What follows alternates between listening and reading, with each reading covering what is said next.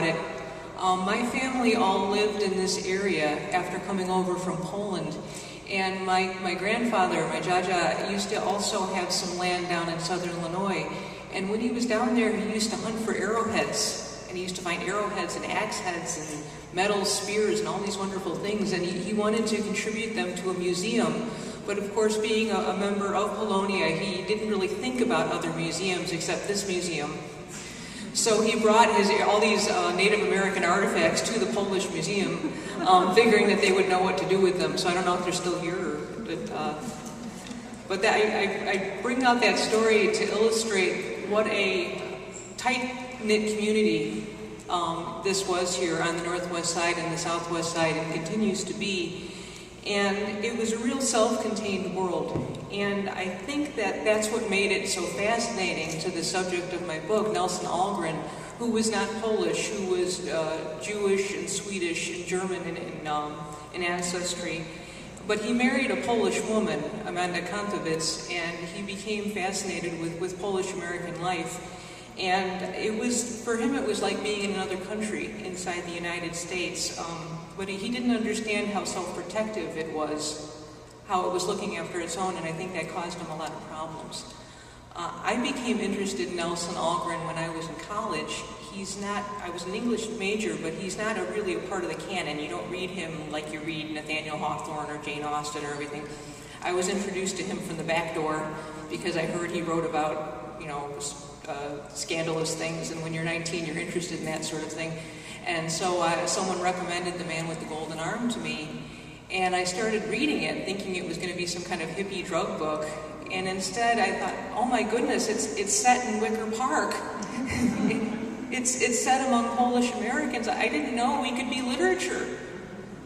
I thought literature was for people in Empire waist dresses in England, or a long time ago. And I was so moved by this, to think that he was writing about my people, that I started reading everything that he wrote, also because I found him a wonderful writer, a wonderful sympathetic writer.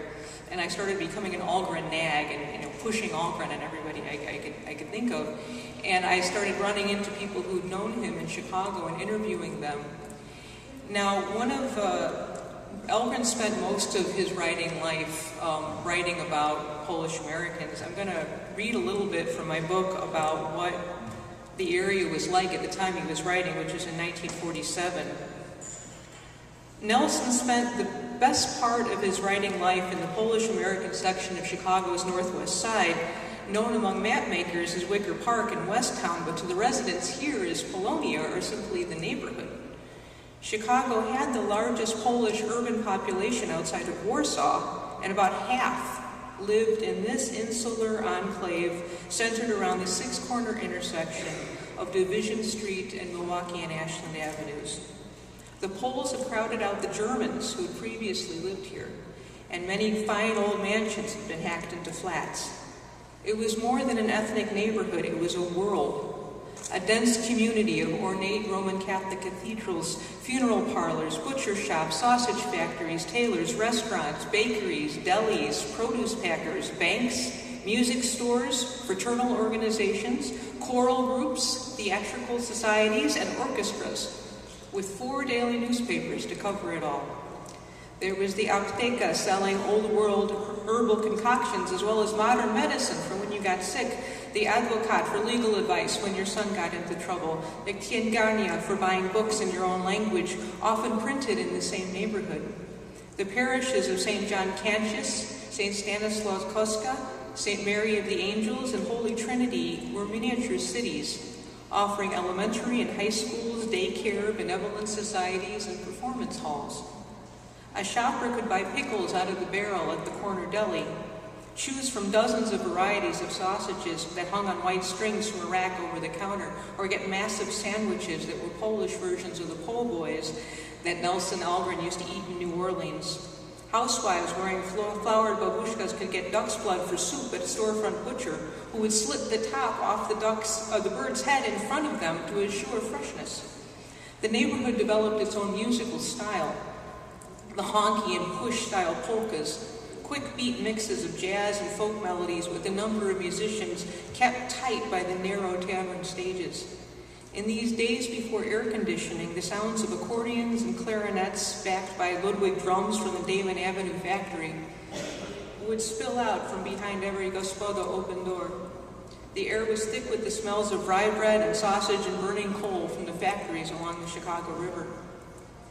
The Poles had begun coming to the city in the mid-19th century at Zakhlebem for bread, earned away from the turmoil of Roman and German conquests.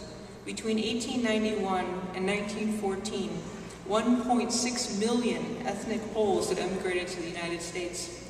The numbers slowed after World War I because of a 1924 law which limited the number of Eastern European immigrants which were considered inferior to Anglo-Saxons. Still, by 1930, there were 400,000 in Chicago alone. In their cheeky Chicago Confidential guidebook, Jack Late and Lee Mortimer claimed that the Poles were the Irish of Chicago, apparently trying to draw a comparison to the dominant immigrant groups in New York and Boston. But this was silly. The Irish were the Irish of Chicago, controlling city politics and dominating the police force. The Poles were not able to get the same kind of political power because there was the language barrier. Polish and English have little in common. They instead found power in real estate and in taking care of their own. Fraternal organizations like the Polish National Alliance and the Polish Roman Catholic Union offered low-income home mortgages, college aid, unemployment, and death insurance. They also worked to build pride and defend against discrimination in the United States, where Poles were stereotyped as ignorant, criminal, and only good for manual labor. And to promote the Polish cause in Europe.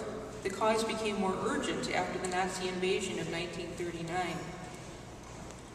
Though he was a German-Swedish Jew whose only Polish connection was his estranged wife, Algren loved this neighborhood. It was like going to a foreign country without leaving home.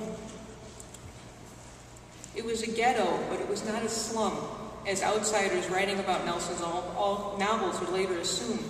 It was into this community that Algren has inserted himself, and he turned his notes about East St. Louis brothel life into a novel about the criminal underground in the neighborhood around him, with a Polish boxer, Bruno Lefty Bisek, as his hero.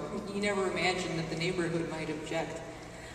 The book I'm talking about is Never Come Morning, which was Algren's first major novel. He had another novel before this, but this was the one that really got him attention from critics. And it got him into trouble in the Polish area community. It was set in this neighborhood. It mentions St. John Cantius Church. It has a character named Steffi Rostankowski. I believe that Algren did this on purpose to tweak the Rostankowski family, which was already prominent in political circles at the time. His editor tried to take out all references to actual people, but he missed that one.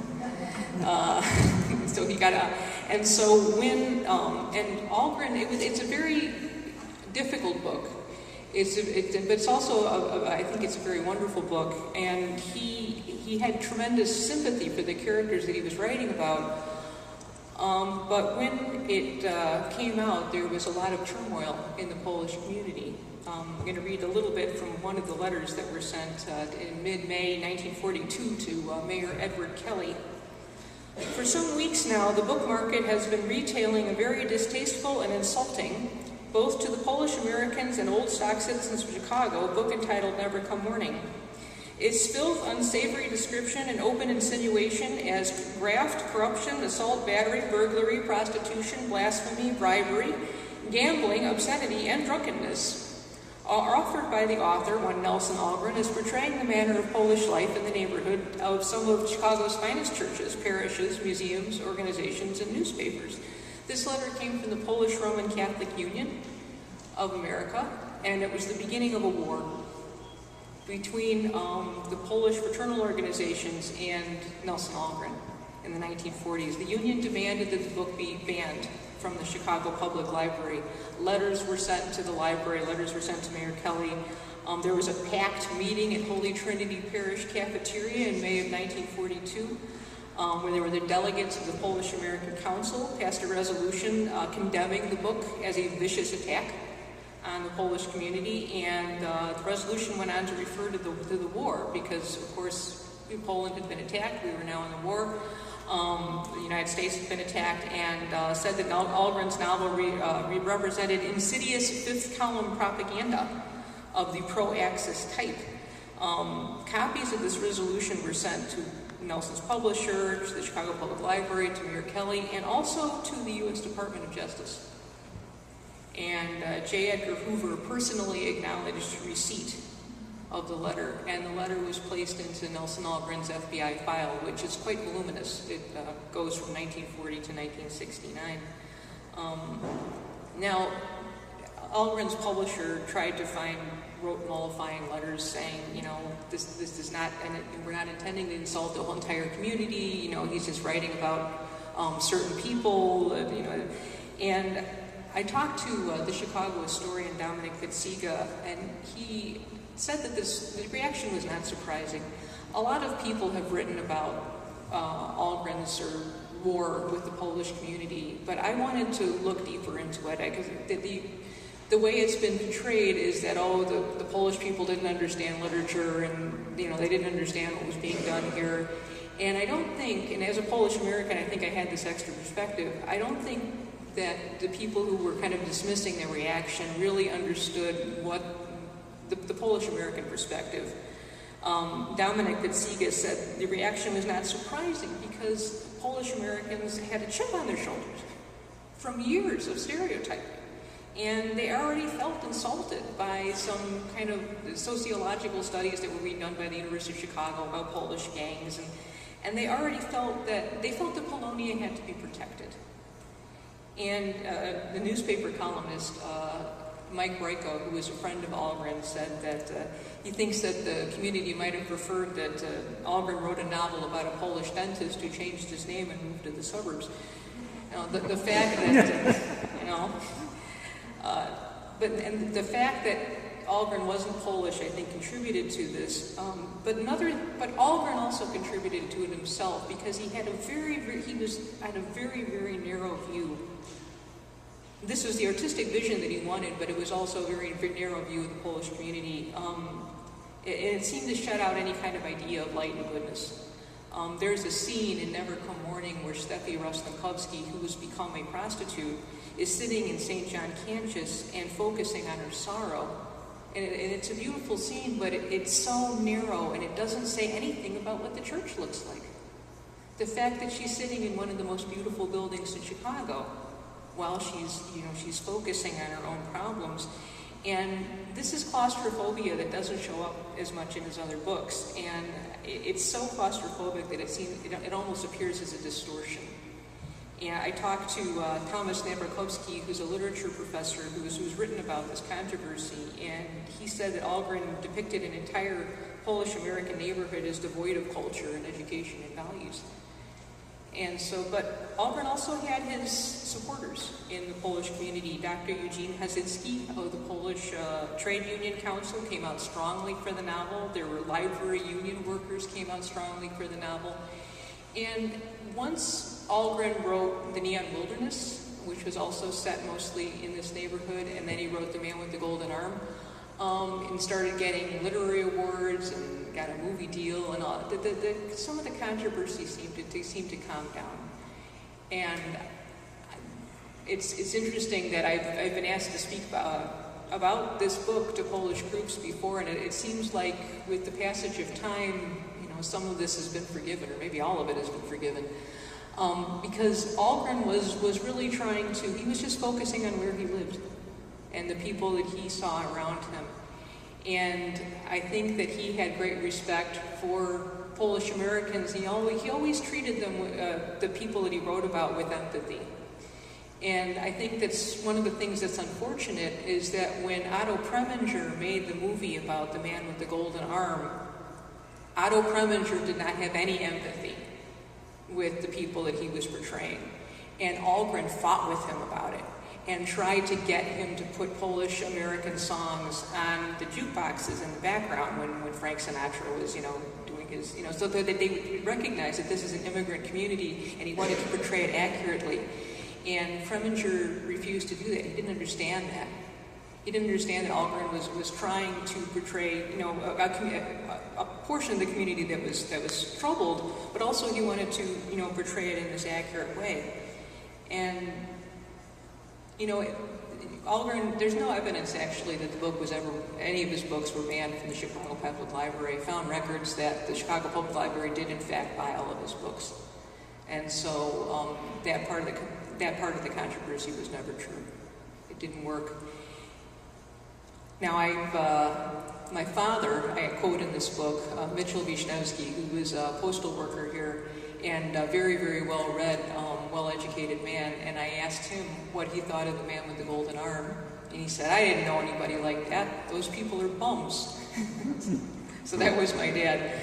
But I think that writing about the, you know, I wanted to handle the controversy because I think that I don't think there's a lot of understanding about the Polish American experience. And that's something that I've tried to do in my own journalism and my own writing about. I've been a reporter in Chicago for over 25 years. I have coached fellow journalists on how to pronounce Polish names so that when they go out into the field and interview people, that people will understand them. I've tried to focus on writing about Polish American figures in the Chicago community, including Ralph Wisniewski, who was responsible for many of the great bridges that we have around the United States and is responsible for the way our bridges look over the Chicago River. So I think that, I hope that I tried to bring a little bit of the understanding of this community into writing about this writer who, you know, who was really the first person in English to write about the Polish American experience outside of Tennessee Williams and portraying Stanley Kowalski, and that's not really a very good example. So I'd like to take questions. If anyone has any questions about Algren or about